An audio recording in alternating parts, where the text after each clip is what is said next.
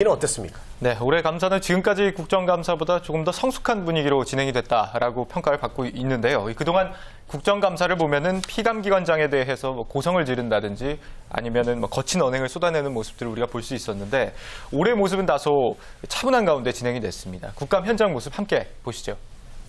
고용 안정 사업의 그 부정 수급이 많이 늘고 있어요. 걱정입니다. 아시다시피 근로자 실업 예방과 기업 고용 창출을 위해서 사업주한테 이런 고용 유지 지원금, 고용 창출 지원금, 또 고용 촉진 지원금 등등 이렇게 지원금을 주는데요. 이게 줄줄이 새고 있어요. 이렇게 많이 새고 있는데 문제가 아니고 이게 눈먼 돈처럼 지금 되고 있는 것은 큰 문제 아니겠습니까? 어떻게 근절하겠습니까? 고용안정 사업, 실업급여, 그다음에 직업훈련, 사회적 기업, 저희 전반적인 고용 관련 사업들이 부정수급들이 적지 않게 있습니다. 그래서 각 청별로 부정수급 예방센터를 만들어서 거기에 수사할 수 있는 권한을 줘서 좀 미리 예방할 수 있도록 좀 더 감독을 강화하도록 그렇게 하겠습니다. 2주 동안 이 국정감사 과정을 보면요. 먼저 고용노동 현안에 대해서 전체적인 사안을 처음으로 점검을 한 다음에 산하 기관들에 대해서 국정감사를 벌이고 다시 최종적으로 논의된 사안이나 아직 논의되지 않은 추가적인 사안들에 대해서 고용노동부 장관과 전체적으로 이렇게 짚으면서 마무리가 됐는데요. 네. 지난주 금요일에 이렇게 최종적으로 정리하는 확인 감사가 진행이 됐습니다. 보시는 모습은 바로 확인 감사 현장인데요. 네. 먼저 비정규직 근로자에 대한 문제들이 집중적으로 조명이 됐습니다. 한번 화면으로 만나보실까요? 네. 중소기업 중앙회 계약직과 관련한 내부 지침에서 임시직 활용 대책에 여전히 문제가 있는 것으로 보입니다.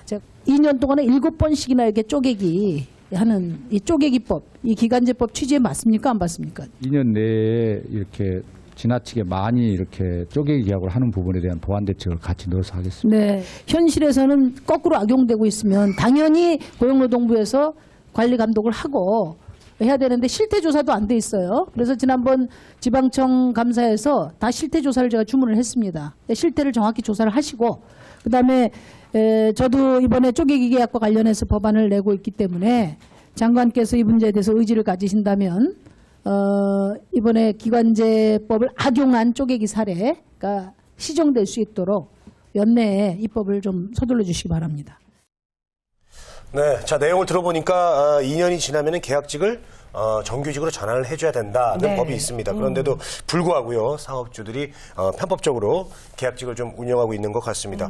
그래요. 자, 이런 편법으로 이렇게 운영하는 운영장들이 많이 있습니까? 그렇습니다. 여전히 이런 사업장들을 많이 찾아볼 수가 있는데요. 비정규직 고용계약 2년 동안 유지를 하면 정규직으로 전환시켜줘야 되다 보니까 초단기 계약으로 한 2, 3개월씩 끊어서 계약을 갱신하는 그런 거죠.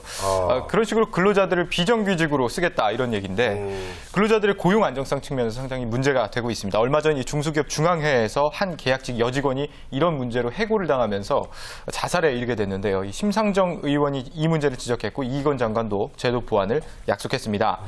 이와 관련해서 정부가 비정규직 고용 유지 기간을 2년에서 3년으로 늘리는 방안도 검토 중인 걸로 알려졌죠. 2년으로 제한했더니 사업주들이 2년이 되기도 전에 근로자를 퇴직시킨다든지 하니까 기간을 좀 3년으로 늘려보자 이런 취지인데요. 이 장관은 기간제 근로자를 직접 만나보면 30세 이후에 근로자가 기간이 연장되는 거를 간절히 원하더라 이렇게 제도 검토의 이유를 설명했습니다. 네. 보통 채용시장에서 경력으로 인정을 받으려면 2년에서 3년 정도는 일을 해야 인정을 받을 수가 있는데 지금 현행 제도로는 2년 이전에 좀 해고가 되는 경우가 많기 때문에 3년으로 늘린다는 건 이런 점에서 생각하면 좀 나쁘지 않은 일인 것 같습니다. 그 외에도 어떤 점들 언급됐나요? 네, 이와 함께 외국인 근로자 보호와 관련된 문제들도 언급이 됐습니다. 이것도 한번 화면으로 보시죠. 네. 네. 유급휴가임에도 불구하고 유급휴가가 15일 동안 허용이 돼 있는 거 외국인 노동자들도 마찬가지 허용이 받을 수 있는 것이죠. 네. 네. 근데 이 사람은 유급휴가에 쓰겠다고 그래가지고 다 공제해놨습니다. 보시면은 똑같대요. 매년이 1월달, 2월에 갔었습니다. 모국 방문을 해가지고. 근데 전부 다 제했습니다. 월급에서. 1년 이상 근무하면 외국인 근로자도 당연히 연차 휴가가 있습니다. 그래서 그 명세표만 봐가지고는 판단을 못 하겠는데 1년 이후에 그 연차 휴가를 이용해서 이렇게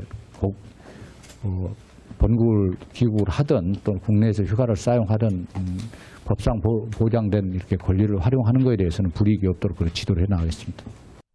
네, 방금 보신 내용은 이 연차 휴가를 사용했음에도 불구하고 그 연차 휴가분은 돈이 지급이 돼야 되는데 그럼에도 불구하고 돈을 여기서 공제를 해서 임금을 적게 주는 그런 사례를 언급한 건데요.